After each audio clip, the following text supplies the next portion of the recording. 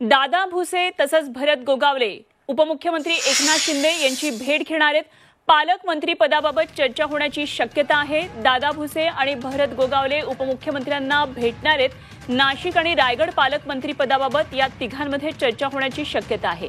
नाशिक आणि रायगड जिल्ह्याच्या पालकमंत्री पदासाठी स्थगिती देण्यात आली आहे। शिवसेनेच्या मंत्र्यांना हे पद न मिळाल्यामुळे शिवसेनेचे नेते नाराज आहेत अशी चर्चा आहे आणि नाशिक आणि रायगड जिल्ह्याचं घोषित केलेल्या पालकमंत्री पदाला सध्या स्थगिती दिली आहे। त्यामुळे नाराज शिवसेना मंत्री यांना काहीसा दिलासा मिळालेला आहे। मात्र आजच्या बैठकीमध्ये आता काही निर्णय होतोय का, या तिघांमध्ये नेमकी काय या संदर्भातली चर्चा होतीये हे पाहावं लागणार आहे। तर आज ही महत्त्वाची भेट असणार आहे।